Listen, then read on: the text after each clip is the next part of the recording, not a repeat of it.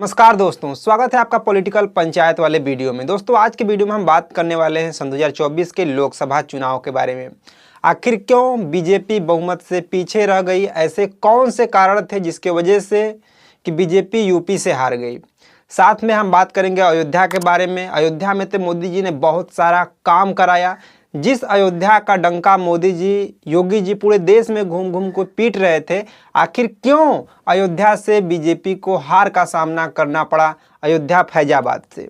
तो इसके बारे में भी हम चर्चा करेंगे। साथ में हम इस बात पे भी चर्चा करेंगे कि कैसे इंडिया अलायंस की सरकार बन सकती है, कैसे वो बहुमत पा सकता है और कैसे एनडीए की सरकार गिर सकती है, इसके बारे में चर्चा करेंगे। साथ में हम बात करेंगे भारत के कुछ हॉट सीटों के बारे में, जहां जहां बड़े बड़े चेहरे चुनावी मैदान में उतरे थे, इसके बारे में हम चर्चा करेंगे। चलिए दोस्तों, एक बार हम ये बात कर लेते हैं कि भारत में किस पार्टियों का कितना सीट निकला। जैसा कि आपको पता होगा कि 543 टोटल लोकसभा की सीटें हैं। ये राज्य वाइज है, हर राज्य में लोकसभा की सीटें अलग अलग होती हैं। ये जनसंख्या पर नियंत्रण करता है। पूरे भारत में सबसे ज़्यादा उत्तर प्रदेश में 80 लोकसभा की सीटें हैं। उसके बाद महाराष्ट्र में 48 हैं, बिहार में 40 हैं।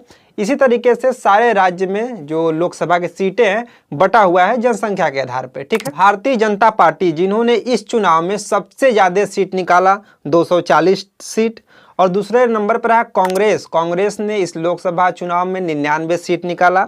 और तीसरे नंबर पे सबसे बड़ी पार्टी बन के उभर रही है समाजवादी पार्टी, जो कि 37 सीट उत्तर प्रदेश से निकाली। तीसरे नंबर पर तृणमूल कांग्रेस, जो कि ममता बनर्जी जी की पार्टी है पश्चिमी बंगाल की, जिन्होंने लोकसभा में 29 सीट निकाली। पांचवें नंबर पर डीएमके, जिन्होंने 22 सीट निकाली, जो कि इस समय इंडिया गठबंधन का हिस्सा है। छठवें नंबर पर टीडीपी, जो कि आंध्र प्रदेश की पार्टी है, चंद्रबाबू नायडू की पार्टी है, जिन्होंने 16 सीट इस लोकसभा चुनाव में निकाली। और दोस्तों सातवां सबसे बड़ी पार्टी बन के उभर रही है बिहार के नीतीश बाबू की पार्टी जेडीयू, जिन्होंने इस लोकसभा चुनाव में 12 सीट बिहार से निकाली है। तो ये रही कुछ बड़ी बड़ी पार्टियां जिन्होंने इस लोकसभा में सबसे ज्यादा सीटें निकाली है। चलिए बात करते हैं अलायंस को कितनी सीटें मिली हैं। एनडीए अलायंस, जिसको लीड कर रही है बीजेपी, जिनमें कुल 38 पॉलिटिकल पार्टियां, छोटे छोटे पार्टियों का ये गठबंधन है। अगर हम बात करें एनडीए को, तो एनडीए को इस लोकसभा चुनाव में 291 सीट मिला है, जो कि बहुमत के लिए काफ़ी है एनडीए अलायंस के लिए, बीजेपी के लिए नहीं। क्योंकि बहुमत के लिए 272 सीट चाहिए। 272 सीट किसी भी पॉलिटिकल पार्टी के पास अकेले नहीं है, लेकिन एनडीए अलायंस के पास 291 सीट है, जो कि बहुमत से ज़्यादा है। दूसरी सबसे बड़ी अलायंस है इंडिया अलायंस, जिसको लीड कर रही है कांग्रेस, जिसको इस लोकसभा चुनाव में 234 सीटें मिली हैं। चलिए बात करते हैं कैसे एनडीए की सरकार गिर सकती है और इंडिया की सरकार कैसे बन सकती है। दोस्तों एक शर्त पर एनडीए अलायंस की पार्टी गिर सकती है। अगर बिहार के नीतीश कुमार और आंध्र प्रदेश के चंद्रबाबू नायडू, अगर ये दोनों लोग एनडीए अलायंस से इंडिया अलायंस में आकर शामिल होते हैं, तो वहाँ पर जो एनडीए अलायंस की जो मोदी जी की सरकार है वो पूरी तरीके से धराशायी हो जाएगी, गिर जाएगी। क्योंकि नीतीश कुमार के पास 12 सीट है और चंद्रबाबू नायडू के पास 16 सीट है। इन दोनों लोगों को सीटों को अगर हम ऐड करें तो कुल मिलाकर 28 सीट हो जाएगी। अगर बीजेपी का 291 में से 26 सीट निकल आते हैं तो बीजेपी के पास 265 सीट बचती है, जो कि 265 में आप भी जानते होंगे कि बहुमत नहीं है, बहुमत है 272। और अगर ये 26 सीट इंडिया अलायंस में आकर जुड़ती है तो इंडिया अलायंस का 260 हो जाएगा। 260 हो जाएगा, फिर भी इंडिया अलायंस भी बहुमत के पास नहीं रहेगी, क्योंकि ना ही बहुमत में एनडीए रहेगा और ना ही बहुमत में इंडिया अलायंस रहेगा। यहाँ पर क्या करना होगा कि अब यहाँ पे जो निर्दलीय प्रत्याशी है उन्हें जोड़ना होगा, या जो बहुत छोटे छोटे दल हैं जैसे चंद्रशेखर आज़ाद हो गए, पप्पू यादव हो गए, इन सारे लोगों को जो निर्दलीय 7 प्रत्याशी लड़े हैं उन लोगों को जोड़ना होगा।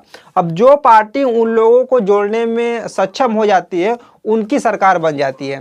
लेकिन मैं एक बात यहाँ से स्पष्ट कर दे रहा हूँ कि हमारे समझ से कि इस समय एनडीए की सरकार गिरना नामुमकिन है, गिर ही नहीं सकता। क्योंकि अगर एनडीए की सरकार गिरती है और चंद्रबाबू नायडू, अगर नीतीश कुमार इंडिया अलायंस में आकर शामिल होते हैं, फिर भी इंडिया अलायंस के पास बहुमत नहीं रहेगा कि वो सरकार बना सके। लेकिन हाँ, एक बात तो है कि सन 2024 के इलेक्शन में हमारे देश के लोगों ने एक मजबूत विपक्ष को चुना है और लोकतंत्र तभी कायम है जब एक मजबूत विपक्ष रहेगा। तो मैं यहाँ पे एक बात स्पष्ट कर दूं कि इंडिया अलायंस की सरकार गिरना बहुत मुश्किल है, नामुमकिन नहीं है लेकिन बहुत ही मुश्किल है, उसकी सरकार नहीं गिर सकती है। अगर चंद्रबाबू नायडू, नीतीश कुमार भी इंडिया अलायंस में आ जाते हैं, फिर भी इंडिया अलायंस के पास उतना बहुमत नहीं होगा कि वो अपना सरकार बना सके। चलिए अब दूसरे पॉइंट पे बात करते हैं कि सन 2019 के लोकसभा चुनाव में बीजेपी 303 सीट लेकर आई थी अकेले। आखिर ऐसा क्या हुआ कि सन 2024 के लोकसभा चुनाव में बीजेपी 250 तक पार नहीं कर पाई, 240 से 41 तक आकर सिमट गई। आखिर ऐसे कौन सी कमियां थी? क्योंकि बीजेपी ने अब तो राम मंदिर भी बनवाया, धारा 370 को हटाया, बहुत सारे रोड वगैरह बनवाए, बहुत लोगों को फ्री में अनाज दिया, किसानों को उनका भत्ता दिया। तो ऐसे बहुत सारी योजनाएं केंद्र सरकार की चली जिनसे बहुत लोगों को लाभ हुआ। लेकिन फिर भी ऐसा क्या हुआ कि बीजेपी जो है वो बहुमत से बहुत दूर रह गई और आज मोदी जी को गठबंधन की सरकार चलानी है। मोदी जी ऐसे तो कभी गठबंधन की सरकार चलाए नहीं, वो हमेशा अपने पूरे बहुमत से सरकार खुद बीजेपी अपने दम पे बनाई है और वो सरकार चलाए हैं। लेकिन देखते हैं इस समय गठबंधन की सरकार बनती है हमारे देश में तो क्या होता है, कैसे होता है। बीजेपी को बहुमत न मिलने का सबसे बड़ा एक कारण है कि जो विपक्ष के लोग थे वो पूरे देश में ये बात फैला दिए कि बीजेपी अगर 400 पार करती है, बीजेपी अगर इस बार सत्ता में आती है तो ये संविधान को बदल देगी, ये डॉक्टर बाबा साहेब अम्बेडकर के संविधान को बदल देगी और SC ST OBC को जो आरक्षण मिल रहा है उन आरक्षणों को ये खत्म कर देगी। ये बातें विपक्ष के जो लोग हैं पूरे देश में फैलाएं। कहीं ना कहीं संविधान चेंज करने की बात बीजेपी के जो सांसद थे वो भी कहते थे कि इस बार एनडीए बीजेपी को 400 पार कराओ, हम संविधान को चेंज कर देंगे। जैसे कि लल्लू सिंह हो गए जो फैजाबाद से लड़े थे, खुद ये बयान उन्होंने आकर सोशल मीडिया पे दिया था। तो इसीलिए इंडिया अलायंस के सभी नेता एक सुर में ये बोलने लगे कि अगर बीजेपी इस बार सत्ता में आती है, 400 प्लस करती है तो संविधान को चेंज कर देगी। अब संविधान खत्म न हो जाए इस डर से बहुत सारे लोगों ने बीजेपी एनडीए के विरुद्ध में वोट किया। खास करके जो SC ST के लोग थे, जो बाबा साहब के मानने वाले लोग थे, उन्होंने ये ठान लिया कि कैसे बाबा साहब के संविधान को कोई व्यक्ति बदल सकता है। तो जिसके वजह से सब लोगों ने मिलकर एनडीए के विरुद्ध में वोट किया और बीजेपी और एनडीए के नेता देश को ये समझाने में विफल रहे हैं कि ये सरकार कोई भी संविधान नहीं चेंज करेगी, चाहे 400 पार हो जाए, चाहे 500 पार हो जाए। ये वो लोग नहीं समझा पाए देश के लोगों को। ये सबसे बड़ा कारण रहा बीजेपी को बहुमत से बाहर होने का।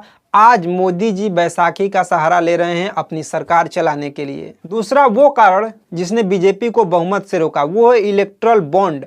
इलेक्ट्रल बॉन्ड स्कैम, जिसमें बीजेपी ने हजारों करोड़ रुपए का घोटाला किया। ये सारे बात देश के लोग जाने। बीफ बेचने वाली कंपनी जो कि गाय भैंस काटती है, उससे 5 करोड़ रुपया मोदी जी एनडीए की जो पार्टी है वो चंदा लेती है। ये बातें कहीं ना कहीं लोगों को अच्छा नहीं लगा। दोस्तों, बीजेपी बहुमत से दूर रही, इसके सबसे बड़े कारण में एक और कारण है कि बेरोजगारी और महंगाई।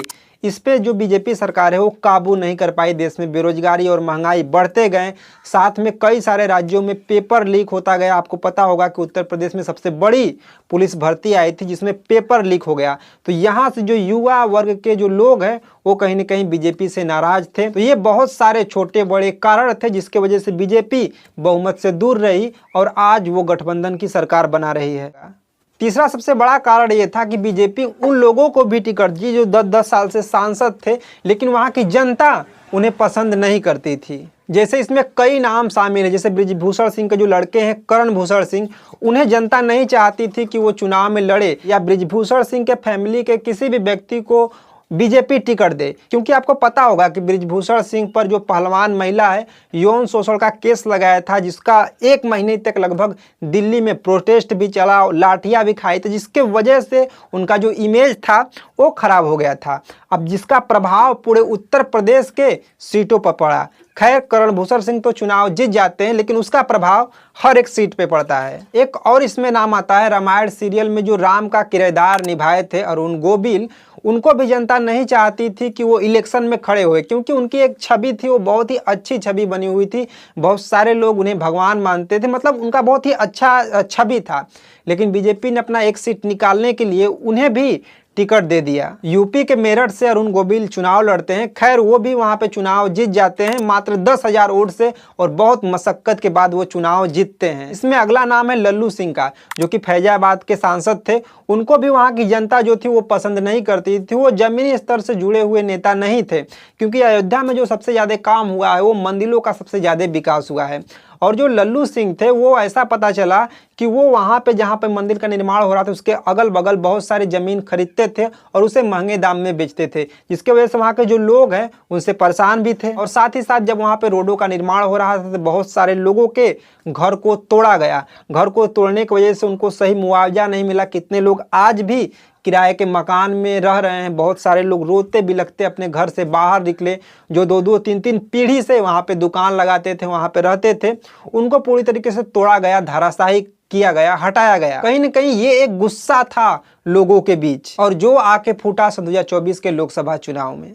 और बहुत सारे ऐसे प्रत्याशी थे जिनका चयन सही से नहीं हुआ। ये बात हमारे योगी जी भी कहते थे। उन्होंने उत्तर प्रदेश से भी बहुत सारे लोगों को लिस्ट दिया था, अमित शाह और जेपी नड्डा को, कि इन लोगों को कहीं ना कहीं टिकट ना दिया जाए, इनका जो इमेज है वो सही नहीं है। लेकिन फिर भी उसके बावजूद भी उन लोगों को टिकट मिला, और जिसका परिणाम ये निकला कि यूपी से बीजेपी हार गई। तो ऐसे और कई कारण थे जिसके वजह से बीजेपी बहुमत से दूर रह गई। खास करके उत्तर प्रदेश से बीजेपी को बहुत ज़्यादा नुकसान झेलना पड़ा।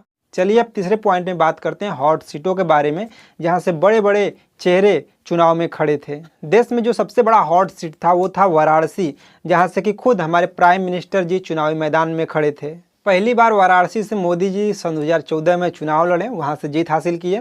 उसके बाद दूसरे सन 2019 के लोकसभा में वो चुनाव लड़े, वहां से भी लगभग 5 लाख वोटों से माननीय प्रधानमंत्री जी ने जीत हासिल किया। उसके बाद सन 2024 के लोकसभा चुनाव में फिर वाराणसी से वो चुनाव लड़े। पहले तो ये खबर सनसनी रूप से फैल गई थी कि मोदी जी वाराणसी से नहीं, अयोध्या से, फैजाबाद से लड़ सकते हैं चुनाव, लेकिन फिर उसके बाद मोदी जी वाराणसी से ही चुनाव लड़े। लेकिन इस सन 2024 के लोकसभा चुनाव में एक चीज़ देखने को मिला कि जो अगले बार प्रधानमंत्री मोदी को वोट पड़ा था लगभग 5 लाख वोटों से वो वहाँ पर जीत हासिल किए थे, लेकिन इस बार महज 1.5 लाख वोटों से उन्होंने जीत हासिल किया। कुछ न कुछ कहीं ना कहीं उनके इमेज पर प्रभाव पड़ा है, या जो विपक्षी लोग थे, जो उनका एक प्रोपोगेंडा चला था कि संविधान खतरे में है, संविधान को बदला जाएगा, कुछ इसका प्रभाव था, जिसके वजह से बहुत कम वोट से माननीय प्रधानमंत्री जी वहाँ पे जीत हासिल किए। ऐसा कोई भी सिटिंग प्राइम मिनिस्टर नहीं था हमारे देश में जिन्होंने 1.5 लाख वोट से जीत दर्ज कराई हो। जो भी कराए थे इससे ज़्यादा ही कराए थे। हालांकि उसकी बात अलग है कि एक बार सिटिंग प्राइम मिनिस्टर भी लोकसभा का चुनाव हार गए थे। इंदिरा गांधी जब रायबरेली की चुनाव लड़ी थी वो चुनाव हार गई थी, लेकिन ऐसा कोई प्रधानमंत्री नहीं था जो कि इतने कम वोटों से जीते। लगभग 2 घंटे तक खुद प्रधानमंत्री मोदी जी अजय राय से वाराणसी लोकसभा चुनाव में पीछे चल रहे थे, लेकिन जब आगे का जो पोलिंग बूथ आया, जो आगे के विधानसभा के वोट खुले, तो उसमें वो 1.5 लाख वोट से जीत हासिल किए। तो ये देश के सबसे हॉट सीटों में एक था, वो था। दूसरी सबसे हॉट सीटों की बात करें तो यूपी की रायबरेली की सीट है और केरल की वायनाड सीट। इन दोनों सीटों पर राहुल गांधी जी लोकसभा के चुनाव लड़े थे। वायनाड से वो 3,50,000 वोटों से जीते और रायबरेली से वो 3,90,000 वोटों से जीते। तो किसी व्यक्ति को लगे कि हमें पार्लियामेंट में पहुंचना जरूरी है और उसको ये लगे कि हम यहाँ से चुनाव हार जाएंगे या जीत भी सकते हैं, तो वो 2 जगह से चुनाव लड़ सकता है, जिसके वजह से कांग्रेस ने राहुल गांधी को 2 जगह से चुनाव लड़ाया।